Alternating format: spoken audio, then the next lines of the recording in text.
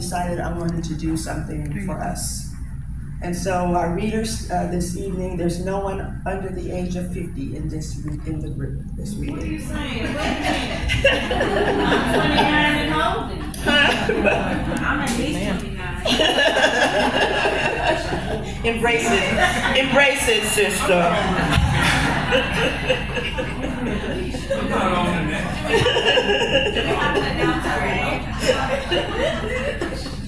So I wanted to be sure that we were celebrated and that we felt like we were included.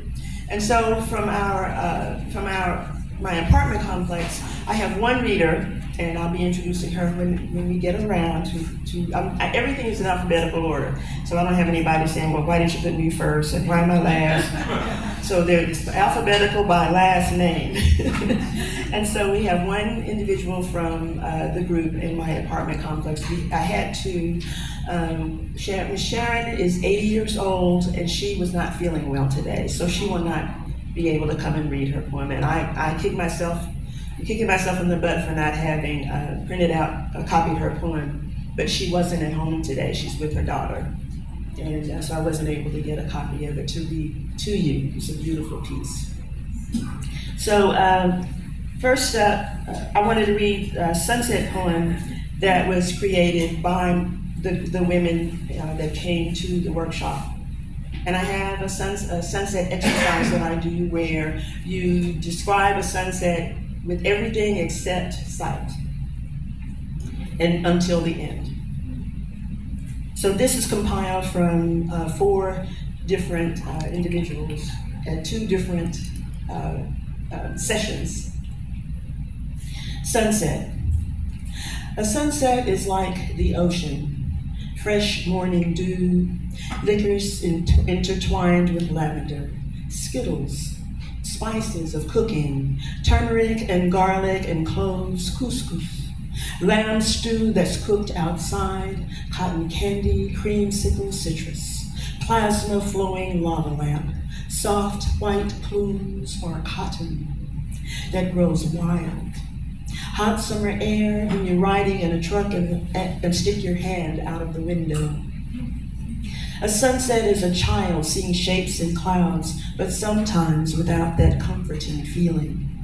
A heavenly choir, dancing every Saturday night in Tripoli, bare feet in the sand, hearing the waves, or outside the chapel at Pretty Place, that cliff at sunrise, an eagle's full wingspan.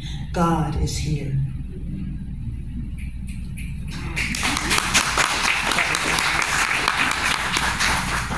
So that's from the attendees at my workshop, and all that. Those words are their creation. So first up, we're going to have Scott Aycock. I'm switching a little bit because Scott has somewhere he has to be, and so but he was still gung-ho to come and share with us this evening. And Scott is a poet, a musician, and a longtime friend, Scott Aycock.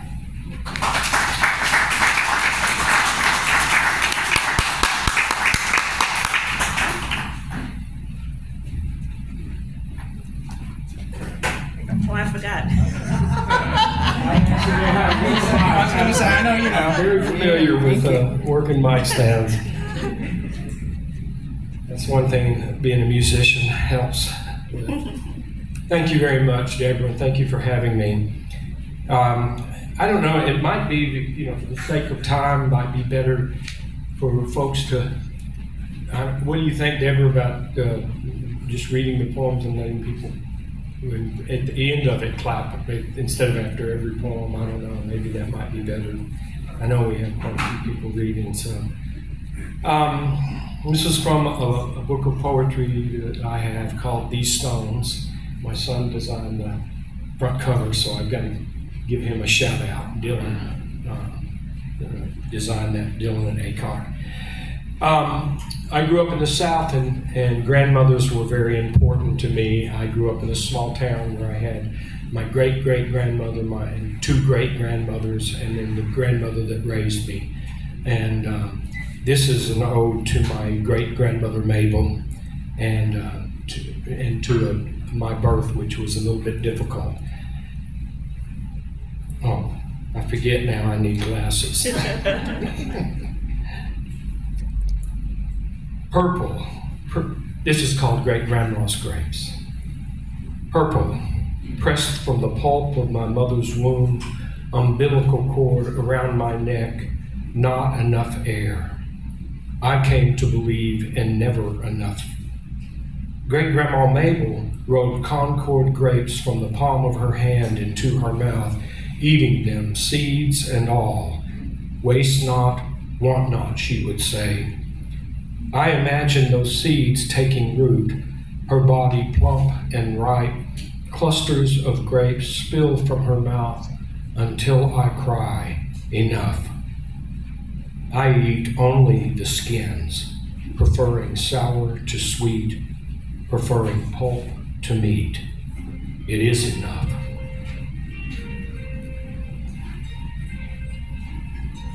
This one is for my great-grandmother Donna, and it's also remembering a time when I went to the Catholic Church for the first time with my friend, and it happened to be on Ash Wednesday. The poem is entitled Ash Wednesday. Wednesday was wash day. Great-Grandma Donna stood on a stool and poked one at a time cotton sheets with the end of a broom handle into a barrel-shaped washer, the new agitator type Great-Grandpa Parker got on sale at Shaw's Appliance. She jabbed at one last corner of a pillowcase draped limply over the rim of the washer, like a child uses a stick to flip a dead snake before picking it up. The lid shut, she pushed a button, the machine took off, straining at full load. Whir, whir, then shoop, shoop, and finally ka-thump, ka-thump, ka-thump. When the machine fell silent, Donna carried a basket to the yard to hang sheets stretched like sails between two masts. I had been to church with my friend Vincent and arrived at Great-Grandma's just as she was placing the final clothespin on the final sheet. Whites billowed out from the line. I ran in and out between them, a pirate at sea, until I felt a firm hand yank me back from the poop deck. Child, what on earth are you doing? You better not dirty my fresh washed sheets. Twisting my mouth sideways and squinting one eye, I exclaimed, "Arrgh, unhand me, you scalawag." She let go and I fell to the ground. She stood over me, legs apart, hands on her hips, and with the sun in my eyes, she could have been Blackbeard. Child, what's that stuff on your forehead? I put my hand to my head and remembered. Oh, just ashes. Clicking her tongue in disapproval, she questioned, "What you doing with ashes on your head?" The preacher put it there, said I was Christ's own. Christ's own mess, maybe. Lord don't want you going around all dirty. Softly she said, "Come here, child." She pulled me to her and with her hand gently lifted my chin. She smiled, leaned down, and kissed my nose. Then snatching one of her white linen napkins from the line, she touched it to her tongue and began to wipe the ashes from my forehead. There, she kissed the spot she just wiped clean and said, "Go, child." Thank you. All right, and then I have a couple on, I had a difficult relationship with my father. My parents were divorced, and he was in and out, and he was very loving when he was with us, but out of sight, out of mind. And he was out of sight quite a bit as well. So I've written a lot of poetry about my dad and working through a lot of that. This one is called Fallen Stars. On a star-flung night, drunk with awe, you shone large and bright as a planet. Only a star, though, you fell in a slow arc towards Earth that seemed an eternity through the eyes of a sun. You plummeted and hit the earth with the force of 1 trillion horses' hooves, striking the ground at once terrifying as dust clouds lifts into the air, settles and unsettles, coating everything and one it touches with the displaced mongrel dust of earth and heaven. And the sun, buried in all that is not whole. Sons become fathers, rise and fall in an ongoing orbit that is this thing we call life. And we hope enough of the dust of heaven remains that we might be oriented skyward while planted in the earth. We hope that no longer constrained by the sins of our fathers, we shake off enough of the dust of earth, that the memory of our fall mixes with the memory of our father's fall and becomes as distant as the furthest grain of dust in the furthest reaches of heaven. And I think I've got time for one short one. Forgiveness. A young man, I looked for my reflection in my father's eyes, listened for my true name in the timbre of his voice. I waited and longed for him to wake from his own dark sleep of Sunday. I was older when I knew the truth that the son must kill the father and raise him up again as mere man. As man, he can be embraced, and in that embrace, the son returns to himself, feeling the joy and sorrow of all living things. Forgiveness, like water, self-levels.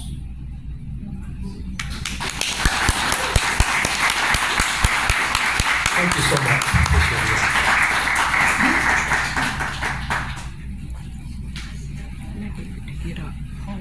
Thank you, Scott. We're going to have somebody who's taller than me.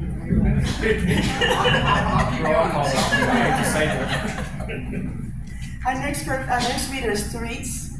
Where's Therese? Oh, there you are. Theresa Dooney, a woman of the village and childhood friend. We grew up together. Woo.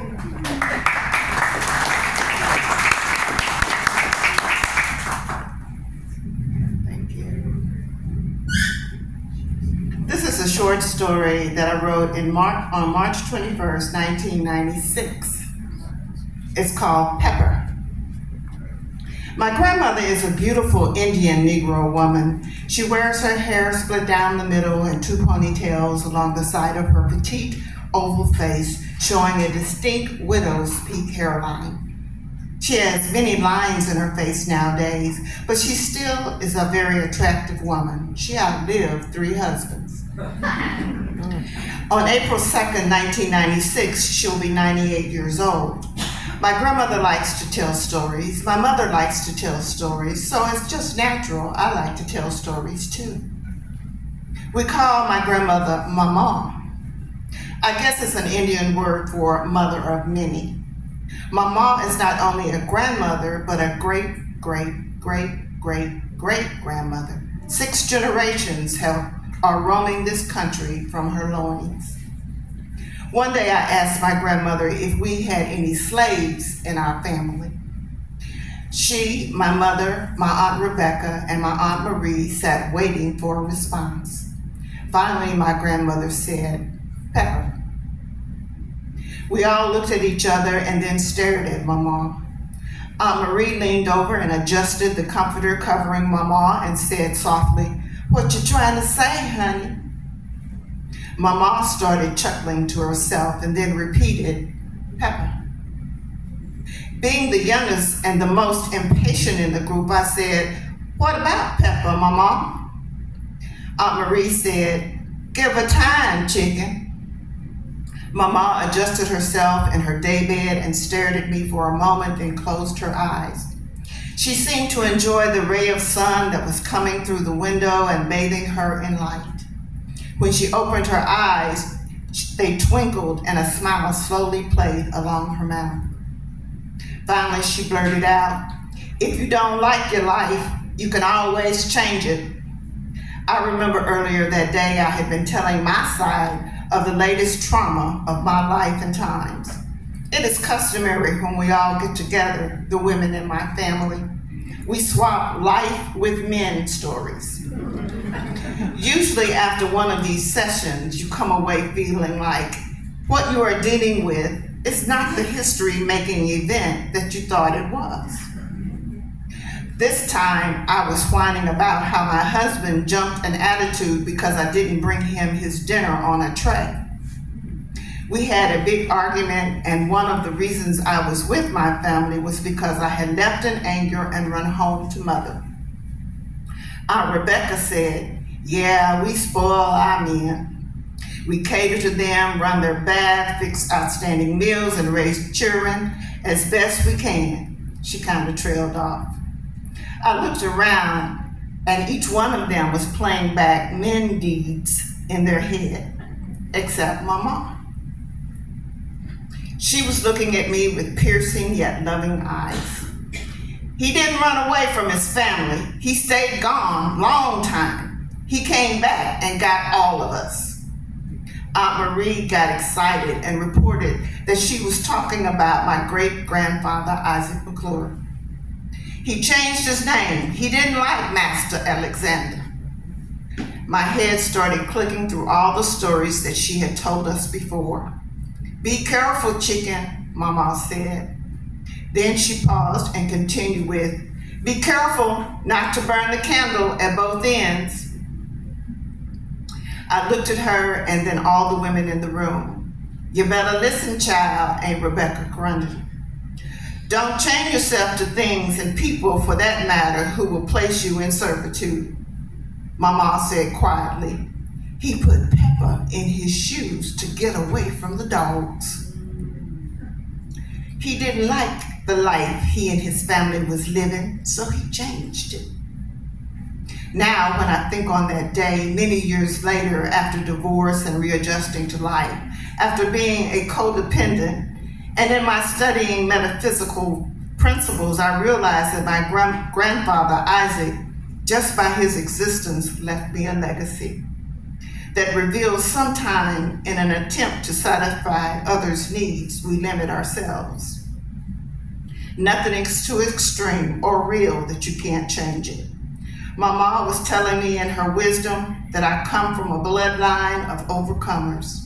For me to look beneath the surface and see the situation as it really is, not as I perceive. The end.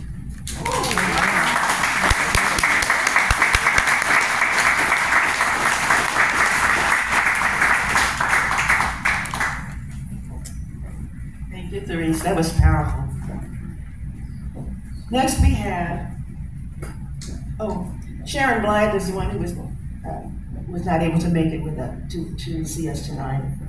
Let's see, but she was the 80-year-old that I mentioned. She was a retired psych RN, and she said that who at 80 years young is still kicking it. Shadia Dalal is next, and Shadia is an actor, director, dancer, choreographer, producer, and writer. She founded the Tulsa Latino Theater Company, now Tele Tulsa. She was playwright in residence for Helen Theater Company from 2019 to 2023. Shadia. Oh, and I took belly dancing lessons from her.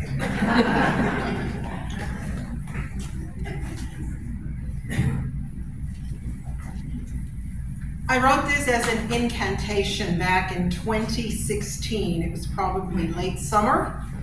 It didn't work. We're gonna try it again. Mira, mija, ahí viene el diablo, con sus dientes y sus cuernos. I know him, and so do you, but you turn away and deny the hate. I face his horrible growl, and I speak the truth with my God voice. My people know hatred, we know struggle, but we survive.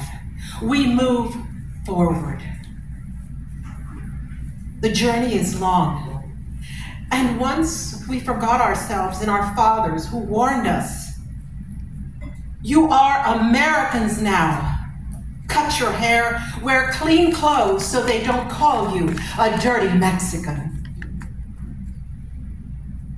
Sadness is losing one's language, culture, traditions as I watch my family dissolve into Gringolandia.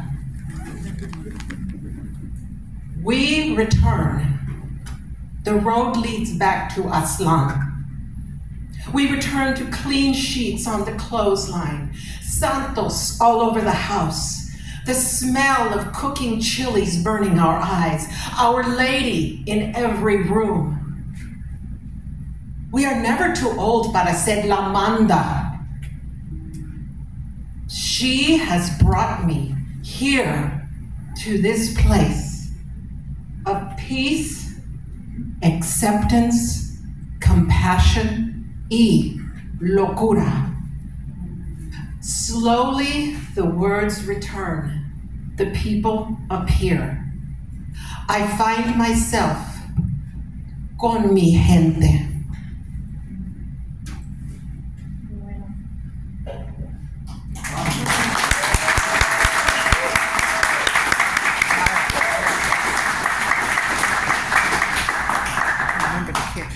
Thank you, Shakti.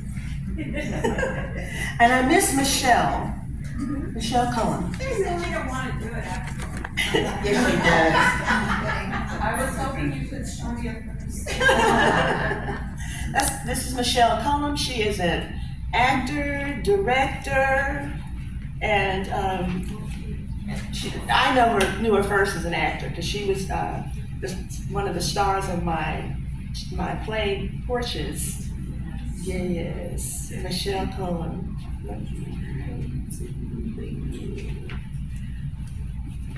I love this, Deborah.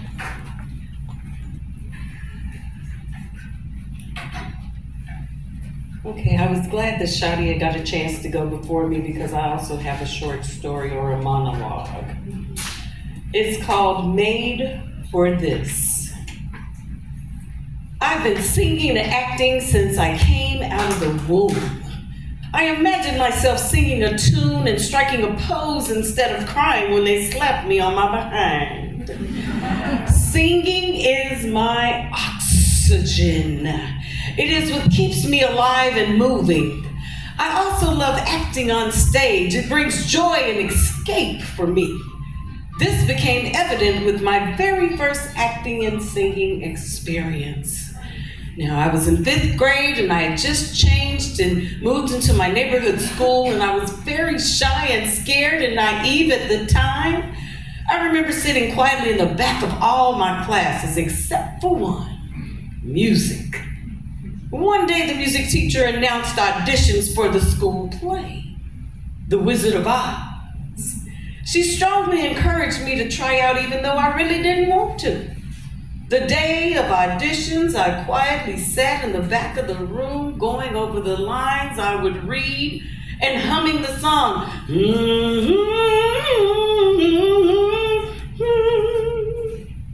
in my head. And when it was my turn, some of the 6th grade girls snickered as I walked to the stage, and one of them quietly whispered, "Don't even think about getting the leading role of Dorothy because it's mine." This greatly intimidated me, but I kept going. My voice was nervous and raspy as I began to sing, "Somewhere over the rainbow, way up high." I could hear them laughing in the background, but I kept going. When it was over, the music teacher told me I did a great job and that she would post the results the next day. To my surprise, I was cast as Dorothy. Of course, this did not make the 6th grade girls too happy, and 2 of them even told me they were gonna beat me up and kick my butt after school. So, you can imagine what happened at the end of the day when the bell rang. I ran out the back door, down the street, around the corner of the hill to my house, where I ran inside and I quickly hid in my room and cried. Now, these 2 girls had been at the school since kindergarten, and they were the popular girls there, but I didn't know it. The next day, I quietly eased into the building and I went to my classes, ducking and hiding all day until music class. I told my teacher that I did not want to be Dorothy and she should give it to one of the 6th graders. She said, no, this role is perfect for you. It was made for you. So I kept the role and I'm glad I did. We started rehearsals for the play and you can imagine the looks of the two girls gave me while mumbling, we're gonna get you, and waving balled up fists at me. So each day after school, I followed the same escape route to get home. This went on for several weeks until one day the girls came up to me and said they really thought I was doing a great job and they loved my singing. Now, we didn't become friends or anything, but we did get along from that time on. Whew, finally, we made it to show day. When I got home, there was no one there. I had expected my mom to be there so she could help me get ready. You see, my mom was a cosmetology instructor who owned a beauty shop and she planned to doll me up for my big stage debut. I fixed me a snack and I waited patiently for her to arrive. But an hour before we were supposed to report to school, my mom called and said that she was still working on a customer's hair and that I would have to get myself ready. And she would try to get to the school by the time the show started. This crushed me. I frantically started trying to find my costume, which was a little pinafore, and I found it buried at the bottom of the dirty clothes hamper, and it had a button missing on it. I began sobbing harshly, but I had to fight through it and put on my own makeup and comb my hair, which was a wild mess. And after trying to beautify myself, I ran down the hill, around the corner, and up the street to the school with tears in my eyes.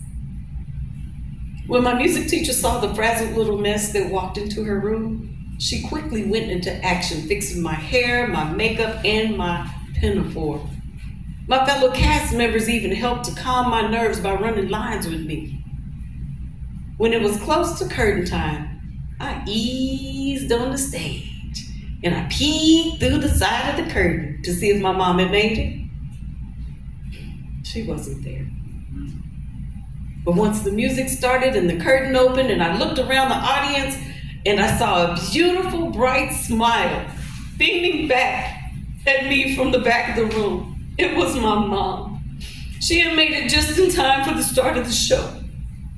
I remember smiling so hard as I said my first line, and the show was amazing, and I remember my mom's reaction as I ended the theme song. If happy little bluebirds fly beyond the rainbow, why, oh, why can't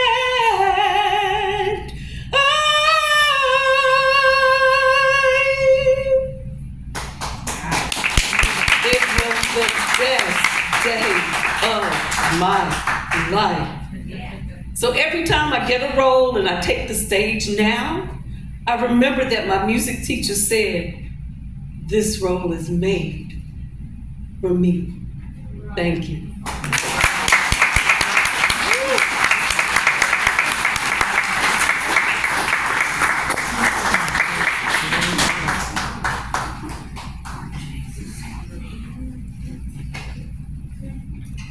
Next, we have Cynthia Gustafson.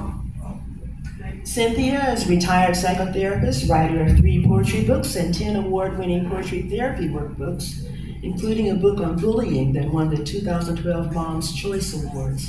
Tonight, she'll be reading from her memoir, A Mischief of Mice, that was published last summer. Hey, Cynthia. I just love all my friends. I do this, yes. Yeah.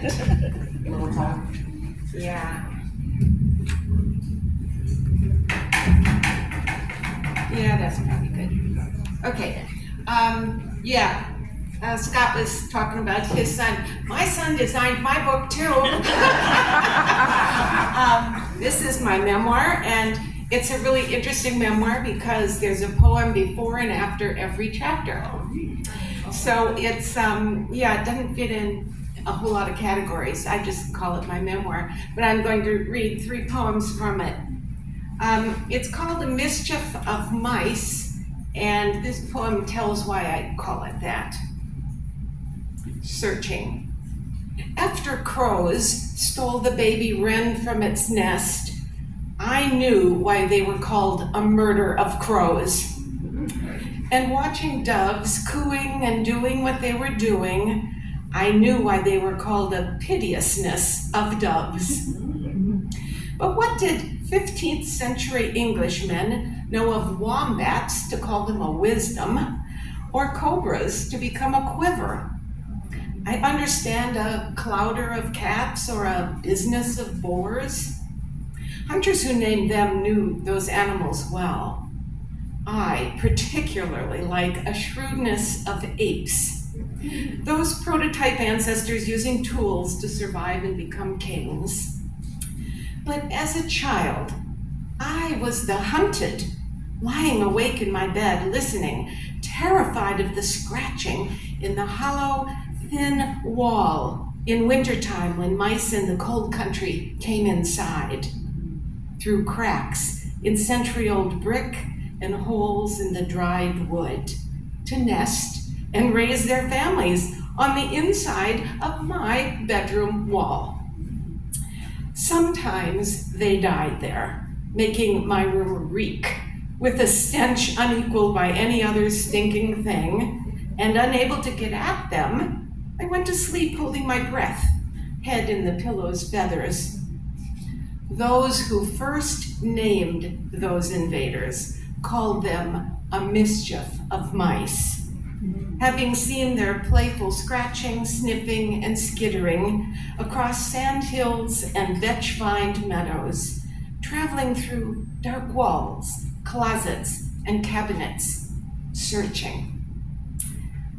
Now, this book is full of mice who have all kinds of mischief. Now, the second poem I'm going to read is about my mother. It's called Hard as Rock, and that describes my mother perfectly. It also talks a little bit about what you find in this book, and it does mention it here, but my father had actually 3 families, one before us and one at the same time as us, which we didn't discover till a lot later. Anyway, here's a poem about my mother. Widowed at 36 with 3 kids and a mortgage, mother had only enough life insurance to pay for his funeral. Food brought by neighbors lasted a week, so I took to gathering wild berries and asparagus as my little brother caught fish, standing on a rocky shore or hovered over a hole in the ice. She grew up on a farm too far from a high school to attend, so she left home for the city at 16 on her own. She studied secretarial stuff, learning to be helpful to men. When she worked for my dad and my dad's wife, my mom got pregnant, helped him divorce her, got married to him, then watched his charm with women using music to lure them like cobras ruin any chance of happiness. And finally, when he died, so young, the government told her my dad had another family and 3 kids. She called herself a horse trader, always landing on her feet because she was smart when no one told her she was smart. She was outspoken at a time when it wasn't appreciated. Mother was tough and taught us to be tough when women were soft. She hit a lot of hard rock before the last rock that killed her, falling on her own stone steps. Now the next one's not as sad. Okay, this is the last one I'm going to read. It's called Opening Doors.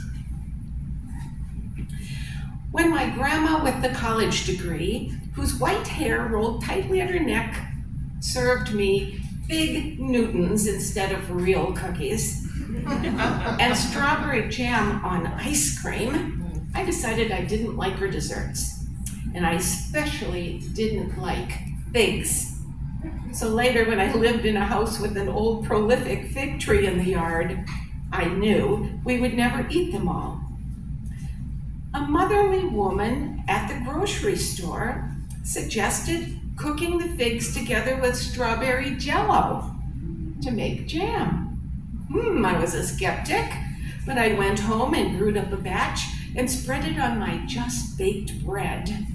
And I couldn't believe the sweet berry flavor and consistency, just like the preserves I'd made as a child from the wild strawberries I'd found in our back acres. And I carefully picked, cleaned, and cooked them into jars and jars of jam that we gave as presents at Christmas. But when I gave away this big version, my friend called it white trash jam. And she laughed and laughed, and I laughed too, knowing it wasn't real. But hadn't I rescued the figs that would have rotted on the ground, hadn't I transformed them from mere brown fruit to something that they may have aspired to, opened doors to new flavor, and found grace in the act of mixing. Thank you.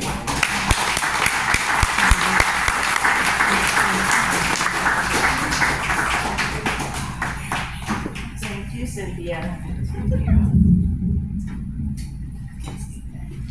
In case you didn't, this is Zhenya.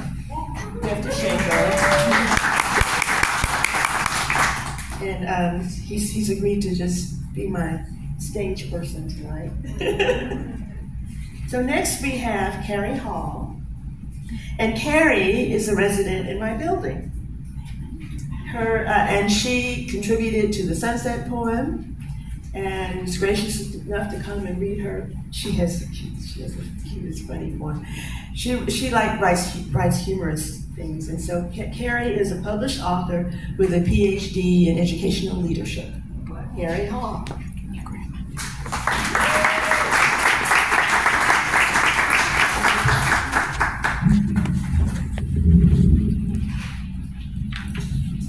Good evening, everyone. Everything that I write, I absolutely remember. So the name of my poem is Absolutely No Truth to It. Ladies and gentlemen, doggies and cats, cross-eyed beetles and bow-legged rats, I stand here before you, not behind you to tell you something I know nothing about. Well, one bright day in the middle of the night, two dead soldiers got up to fight. Back to back, they gunned each other. They drew their swords and shot each other. Now, two deaf policemen heard the noise, came and killed the two dead boys.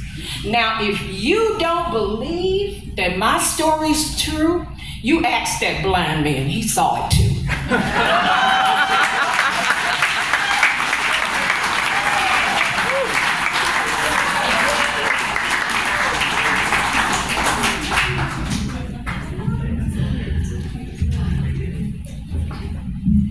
Thank you, Carrie. I'm so glad you were able to make it. Next, we have Alicia Latimer. And, you know, all these people I know. So, because most of us are old, so we've known each other for a long time. Alicia Latimer, MHRMLIS, is a retired Tulsa African American Resource Center coordinator, an actor, poet, and spoken word artist for over 40 years. Alicia.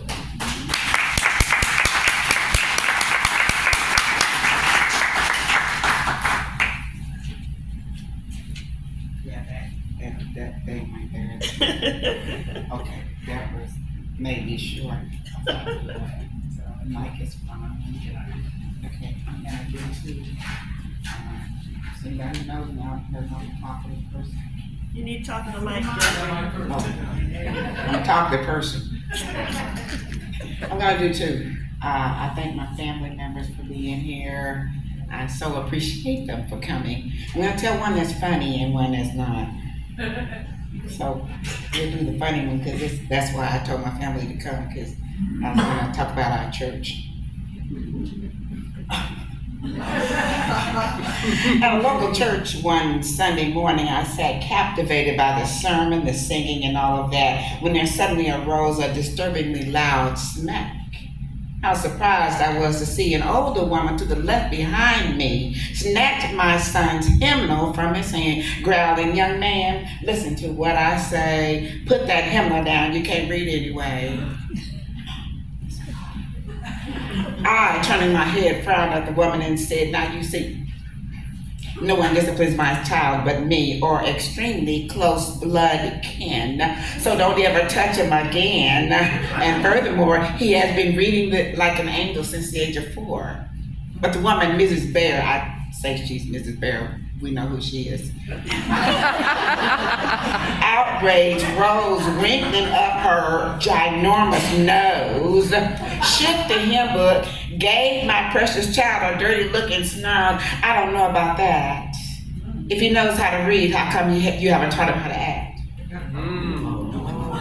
At that moment, my husband's female cousin, a woman who, I'm not gonna name her, that's why I wasn't gonna tell what her name was. At that moment, my husband's cousin, female, a woman tall and fully grown, swiveled her head around from one seat down. "Why don't you mind your own business?" cousin spoke low, trying to respect the Lord's house, although she was clearly PO'd. But that older woman, Mrs. Bear, had a flair for showing out, so she pointed her fan out in direction of cousin's mouth. Cousin abruptly stood up, and a shoving match began between herself, between the hymnal versus the fan, and in desperation I looked around in every direction, seeking something, anything to use for protection. And there it was, my sword and shield. A huge black King James Bible, which I grabbed in my panic because spiritual warfare is real.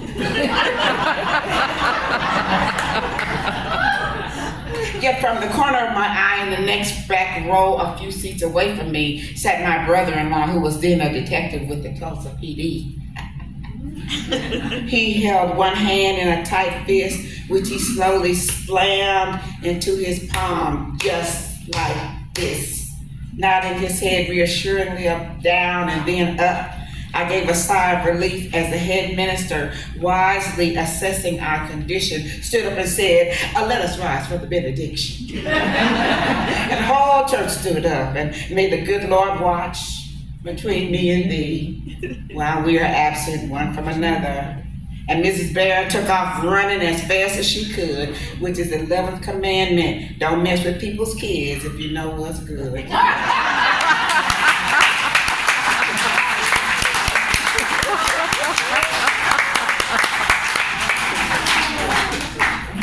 Okay, now this one is not funny, but I love it anyway.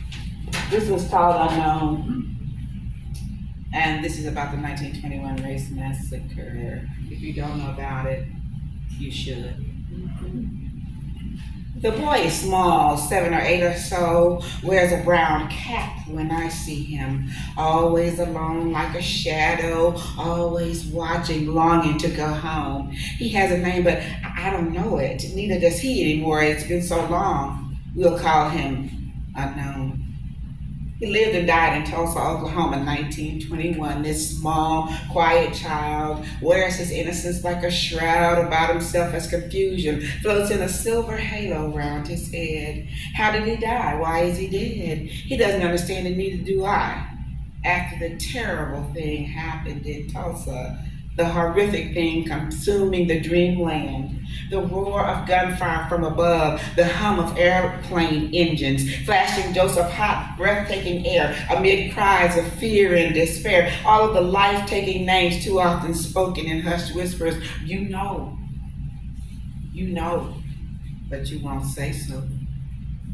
Little Ruth, the little white girl Ruth, saw and told of a little boy lying face up in a truckload, a collection of dead black corpses. The boy's face frozen in a cold, unmoving mask of horror, dread, terror, unbelief. So much pain for someone's little boy, someone's daughter, someone's loving joy. There he is, unknown, staring at the placard on Standpipe Hill.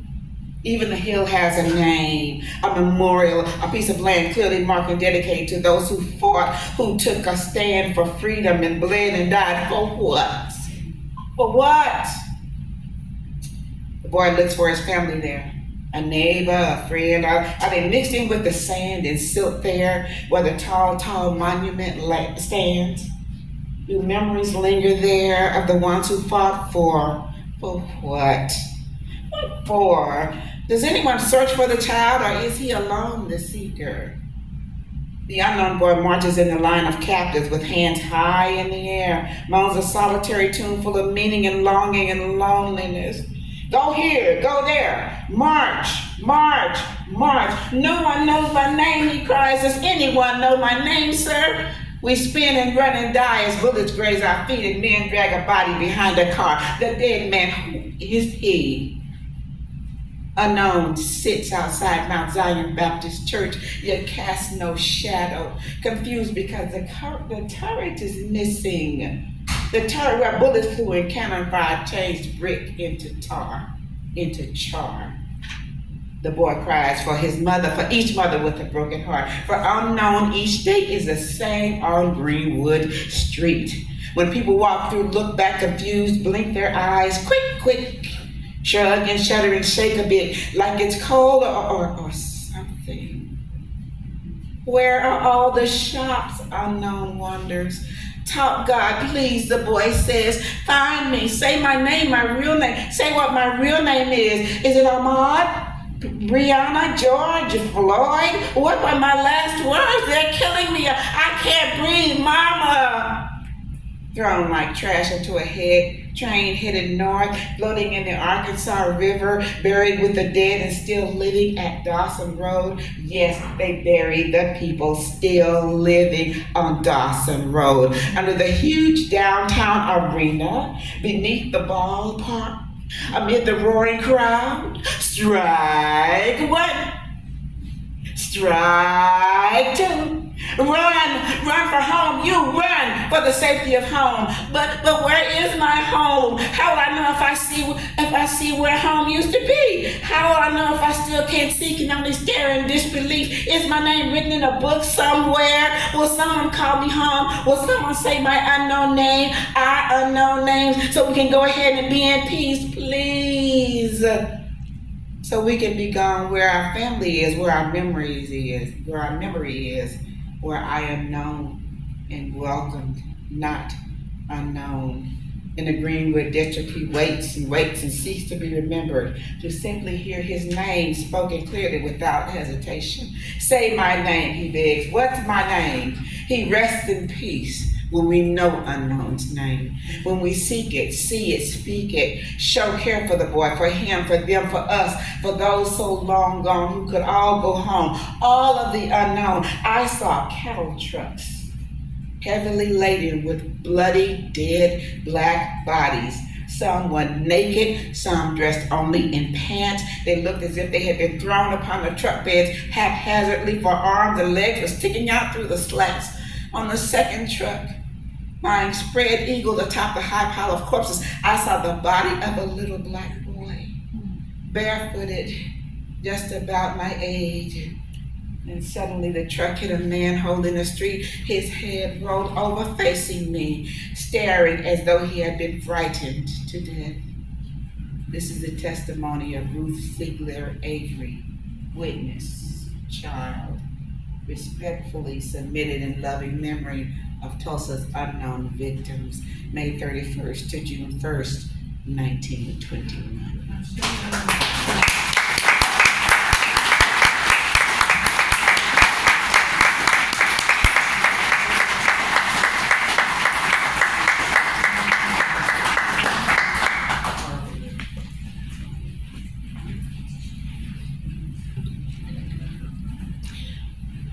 Nancy Moran is a recently retired public health nurse who believes that joy is her birthright and refuses to let cynicism win the day. In her life, she has cried both tears of laughter and sadness, and onions too. Nancy.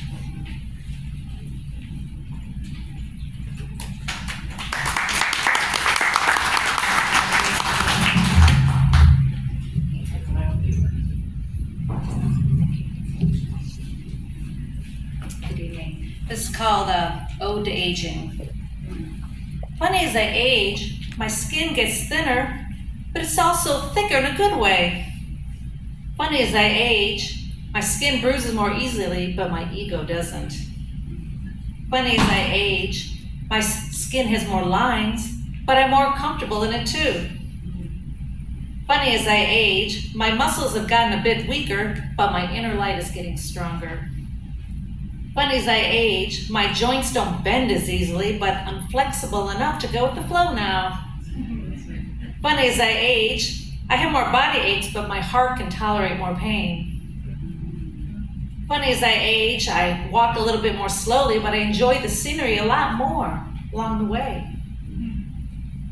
Funny as I age, my bladder leaks more, but I'm filled up with joy.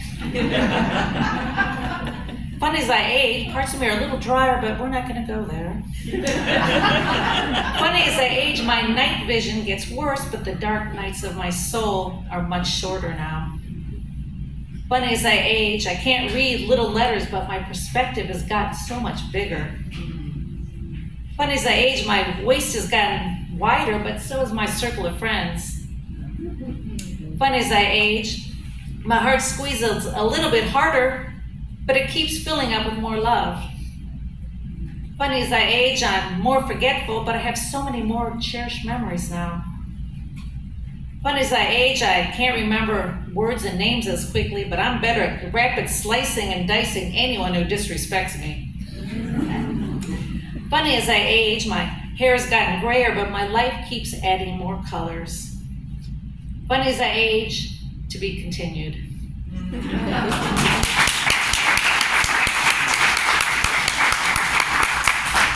And this is inspired by Emma Goldman, who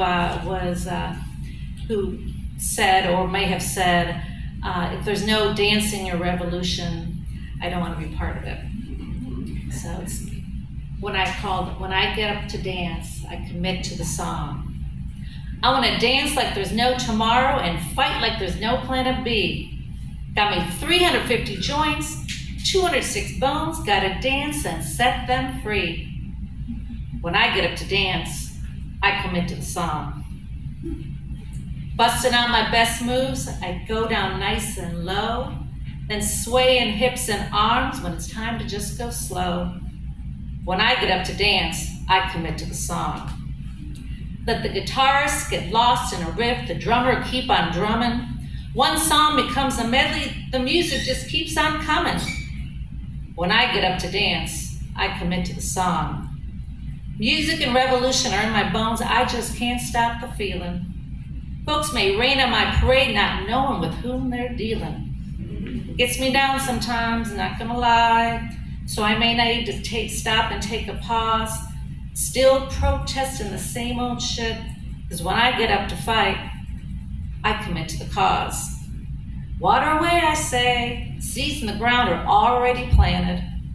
Cynics are a dime a dozen, the poor things are just disenchanted.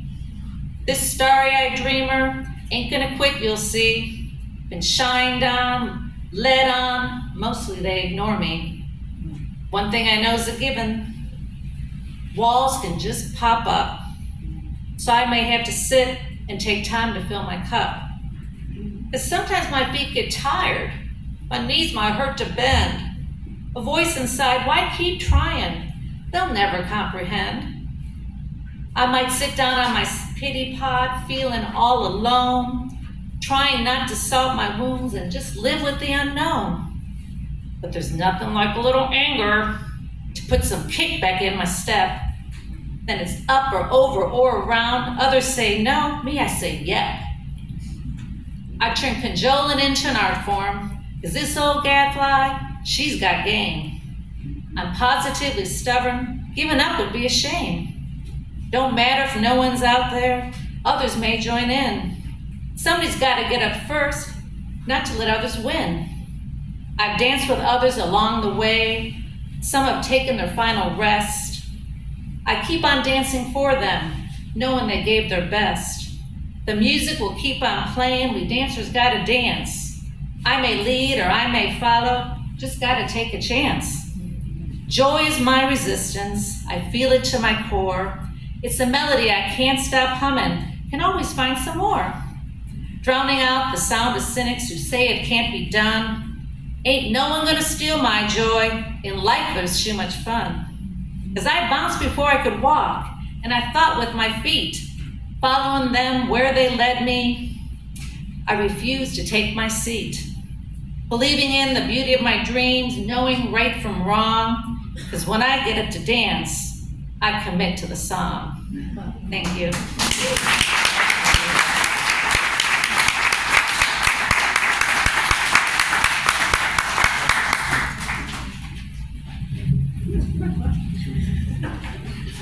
We have Shannon McGinnis, and Shannon is one of my, what I call my surrogate daughters. So they're friends that have been around for a while and are more like, she's like one of my kids. So, and I love her dearly, and we've been through a lot together, and she's learned a lot from me. And Shannon McGinnis.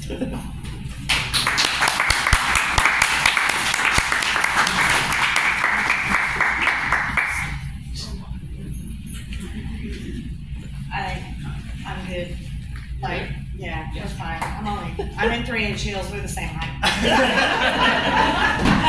First time I ever read, I had to follow Deborah. And she's a saint, because Miss Louder, another round of applause for this one right here.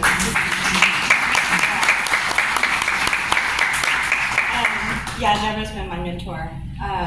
First time I ever read, my daughter was 1 year old, and she's now 25. So I've been following Deborah around for 25 years. Let's see. Math lesson 1. I asked for details because that's where the truth is. Bodies are easy, but the crux of the matter is what you found in the slope of her belly. What I want to know is, was there some familiarity in the sway of her breasts? And did they rise to meet your mouth from the arched hollow of her back? And did she meet your eyes? And did your heart race faster than your breath? Learning a new body is like learning trigonometry, relationships, theorems, and proofs. And I wonder if you are lost in her geometry or even studying. Or is this instead the desperate grope of a man whose math has failed him, hungry for congruent angles rocking in space, all their tangents infinite? These numbers, this math I never mastered. Will I ever learn to stop searching for the elegant angle of your jaw, the parabola between your shoulders, the plane of you suspended above me? So, now, tell me, did you prove your theorem in the roll of her hip?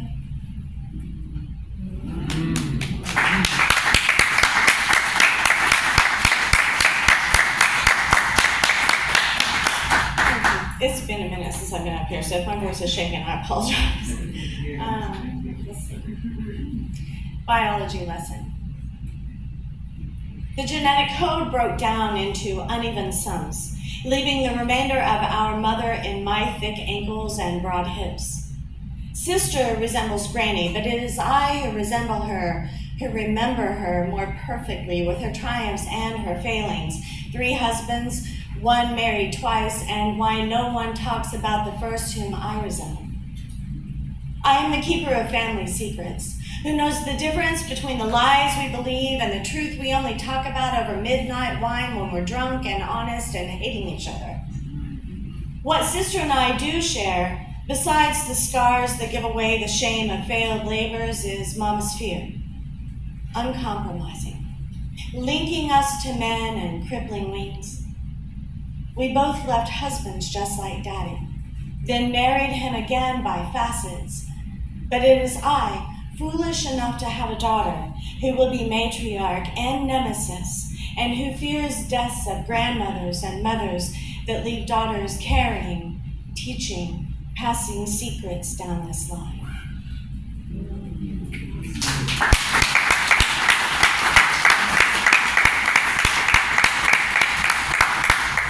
Okay, one more. There's a handful of faces I recognize. Several years ago, my daughter was about 2. I had an opportunity to curate a show at Living Arts, and I was actually supposed to do an art installation. I'm a visual artist as well, and I didn't have the budget or the time or the bandwidth. Actually, none of that's true. I just completely procrastinated and failed. So I called Steve, who was still running it at the time. I was like, hey, what if I install a poem on the walls? And so I did, and it was like stanza, stanza, stanza, stanza, so you could move around it and look at them as art, take them out of order if you wanted, whatever. And so this is the piece that was the title piece of that show. It was really fun. I got to like host readings for a month. It was pretty cool. That was a long time ago though. I'm much older now, so here we go. It's called Circle of Salt. And tossing a glance over her left shoulder, she became a pillar of salt. Her given name is never written. It was the way of men to write only the names of obedient women. It is within the chattering circles of women in kitchens where girls learn the craft, learn about husbands and children, the story of Lot's wife, and the secret of salt. A secret passed down through 1,000 palmfuls, measured into 1,000 loaves, broken within the circle of 1,000 meals.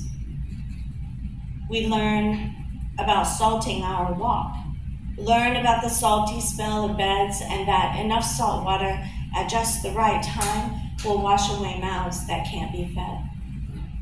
We learn that too much will swell our hands when the moon is right, making the circle of our rings that much more binding, and that only salty women's laughter will ease that weight. Laughter like that in circles of little girls, silly and stupid and brilliant all at once, trying to lift each other, light as a feather, stiff as a board, light as a feather, stiff as a board, light as a feather. Knowing it can't work, but believing in the ageless magic of circles anyway. No wonder they thought us witches, with our penchant for circles, laughter, cooking, and salt. Covens of women laughing and chattering in kitchens, seasoning our husband's food with the legacy of a disobedient wife, even as we give her secret names and steal glances at our mothers, knowing that looking back along this circle of salt is the only way to see where we're going.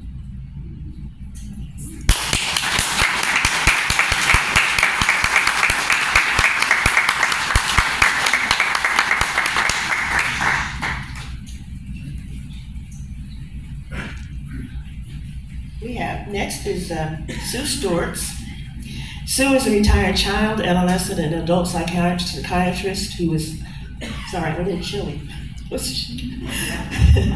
Who has lived in Tulsa for the past 36 years in the same house with the same husband. She writes poems, short stories, middle grade, and young adult fiction.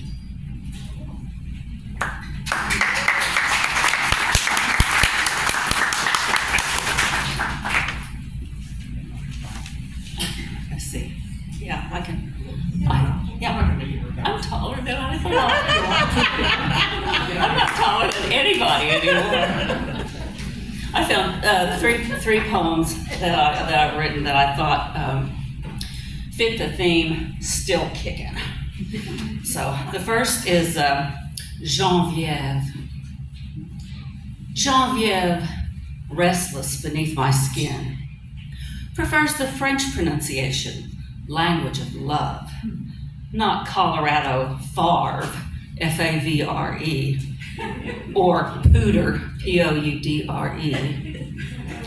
I drink a little champagne, she appears. Smart, funny, sexy partner. Intelligence and wit of Dorothy Parker. Wildness of Tallulah Bankhead. Allure of Ava Gardner. Dances with abandon, genuine Genevieve. I'm fascinating as she banters, daring you to keep us interested. Less silly, but still classy. Less dangerous, less madness with the years, less Chardonnay to coax her. Dances a little slower, still accessible, visible inside our sparkling eyes.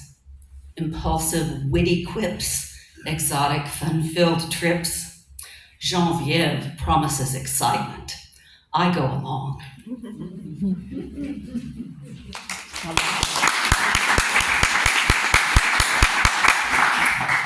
Next is the invitation to my pool. Come swim in my pool. Brief escape from Oklahoma's summer hell. Sirens sing from the deep beneath banana trees, happy with climate change. Dive away from criticism wherever you store past shame, snickers, whispers. My concern is proper pH and chlorine. Truly don't care what parts protrude in t-shirts or shorts, string bikini or burkini. No Brazilian wax on my account. Let leg hair wave like seaweed. Unpainted toes wiggle like anemones. Cellulite improves flotation. Sagging breasts float like perky river otters. Scars, stretch marks, glisten like precious silver in water's reflection. Old, aching, injured joints enjoy less gravity. Go ahead, dip them in the water. We'll get you out somehow. Feel the buoyant water caress you, a cool, easy lover. Move freely, laugh, be a kid. Remember that?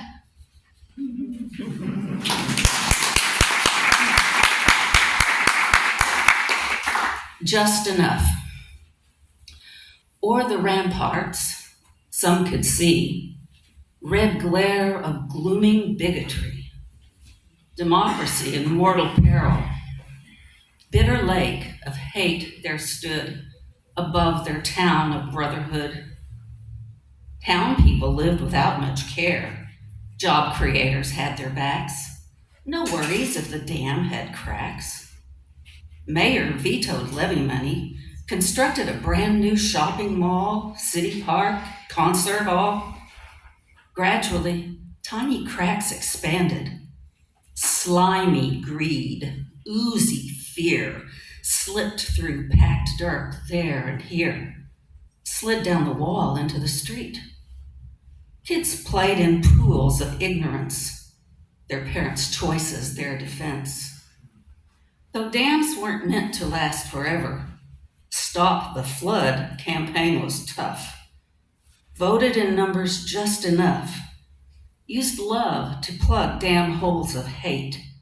Found generosity not too late. Town safe again from flood of lies. Just enough is all we need. Citizens stem the tide of greed.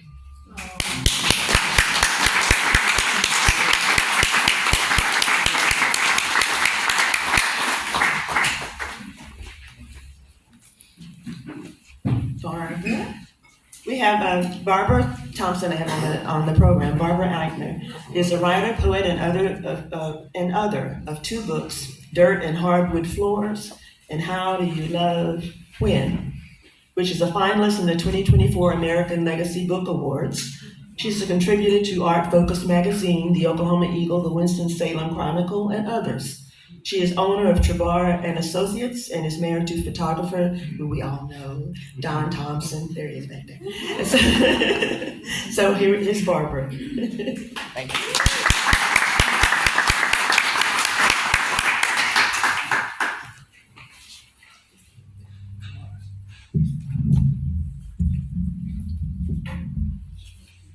Thank you. The first poem I will read is entitled, I Thought I Knew Death, an ode to Tashala. I have lived long enough to know that everything dies. good people and mean people, fat animals and frail animals, pure water and infested rivers, roses and weeds, whales and toils, everything dies.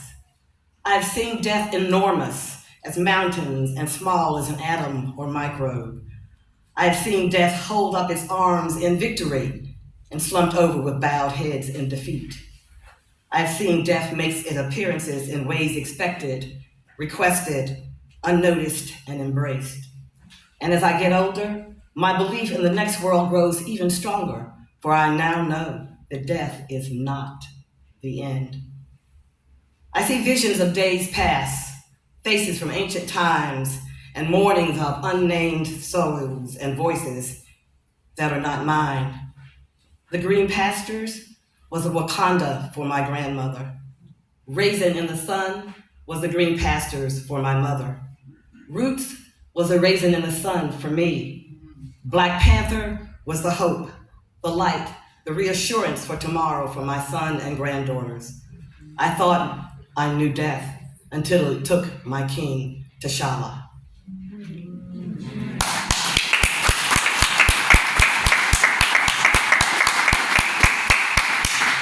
The next poem is entitled A Kiss That Started a War. Having moved to the great city of Tulsa, I realized that just living in a town doesn't mean that you know the history. I saw him many a day and his smooth walk that matched his smooth skin, and a look that called only my name made me want to run away with him. My sister was the only one I could tell, and she warned me that this was not heaven and that he meant only trouble for me and my family. America, home of the brave and free, yet a town of possibilities, was full of evil and blind people. I had read Romeo and Juliet and was willing to take a chance. It's a holiday, and who would be downtown anyway? And so after months of sneaking and hiding and grabbing a touch here and a kiss there, we made it to the tower. But someone, as my grandmother says, is always looking. A quick, harmless kiss and a smile, and then, Negro, what you doing?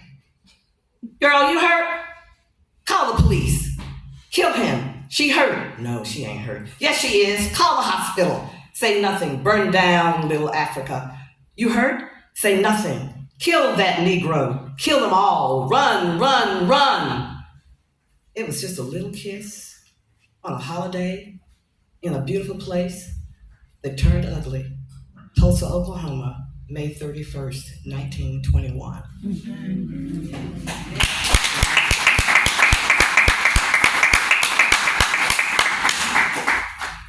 The evolution of women. Like animals, women were raped or in the natural order of the world, mated with men who fought over them or to whom they were handed. And they bore the children, cleaned the cave, tended to the wounded, weak and dying, and then in the cool of the evening, bowed before God behind the men. And then there was light, and God created man first and woman second. And in poor judgment, the woman knew that the secret, but could not tell anyone. And in the midst of anger, she found herself naked, bowing before God behind the man. Time passed, the world evolved, and men and women stood to face the sun. The men thought aloud, and the women thought quietly, silently, in the evening as they bowed before God. The women believed in the new world, and in their finery sailed towards its shores as their darker sister laid naked, bruised and battered at the bottom of the boat, and their sisters native to the new land watched the men killed and slaughter their children, men and villagers, and yet they bowed before God behind the men. And then the women openly learned how to read and write and cogitate, got the right to vote, worked outside the home, fought in the army next to men, mated with each other, and thought quietly, could I be God? And they bowed before God behind the men. Women joined gangs and stopped being ladies. They leaned in and leaned out and acted like men, and in the light of day, grandmothers were murdered by the children who were not taught to honor their elders. And in the funeral processions, they lost the will to live as they bowed before the God behind men. They lost the will to nurture, care, learn, emote, create, multitask, forgive, paint, plant, teach, and they forgot the face of God, relinquished the power to be, and like lost sheep, bowed away from God. But men grew weary and fearful and created a country called Salaski. In this state, the women were imprisoned, and as they heard the sentences in the orderly court, they sobbed for the souls of their children as they bowed before God and men. The children they bore came to visit them in prison, first with shame and then with camaraderie. The prison grew, and so did the motherless homes of the women in prison, bowing before God behind the men. Then the stories of old were retold, the stories of old. Women regained their sight and heard the voice of the one true God. They bore children that listened and transformed their minds to the upper universe, and then in the cool of the evening, they bowed before God with the men behind them.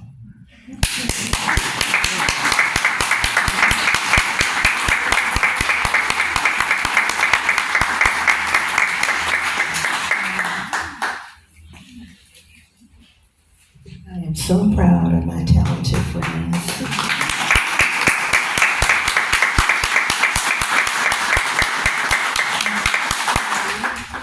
I have two poems. One I'm going to do, my brother Tim is here somewhere. Where's Tim? Tell him to get his butt in here. I told him I was going to read this poem. So my daughter Kara is here. So I was going to read this poem. When we formally we say aunts, but when we talk to our aunts, they were Aunt. So this poem is from my Aunt Vera. Aunt Vera's beauty shop on Lansing Avenue in the Greenwood district post-massacre. Aunt Vera sat on her cushioned throne, twirling the hot curlers, letting go of one handle, spinning the loose side to cool them. To us, the nieces and nephews who played hand jive and jacks, jumped rope and chalked the sidewalks, it was a juggling act worthy of praise and awe. I was soothed by the scents of tangy bergamot oil and cast-iron soap cut from a block as yellow as Velveeta cheese. I reveled in the sounds of women laughing and talking loudly and freely, Black women bonding in the neighborhood once burned to ashes, but no one mentioning the history there. Hot comb smoothing out kinks and curls, straightening crowns and edges and kitchens, straightening out our concept of beauty, straightening the labyrinthian paths of Black brilliance and resilience.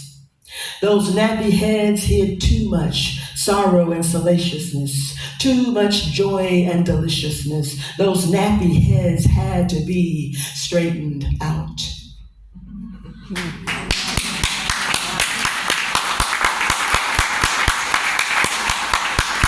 And this poem was by request. Jazz on a diamond needle high five.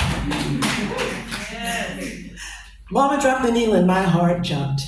It was fascinating, titillating, bee-bopping, foot-stomping, biscuit-stopping, donut dipping, day tripping, corn sipping, made me want to shout, cuss somebody out. It was, without a doubt, the most sinfully rapping, toe-tapping, that-slapping, happening event.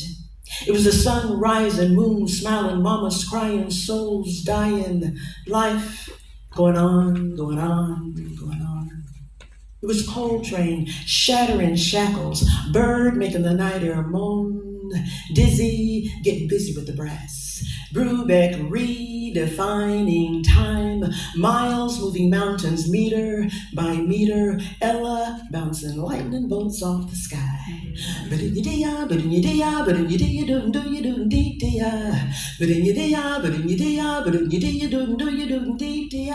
It was jazz. Ooh, jazz, yeah, jazz. It was jazz.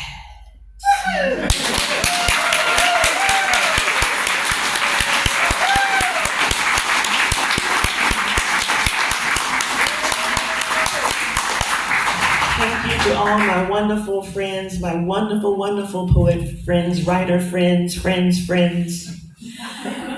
I just, and thank you all for coming. We're gonna take a 10-minute break, and then we're gonna have open mic.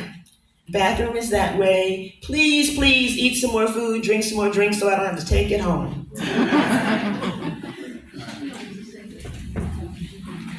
How do I turn this? It's off.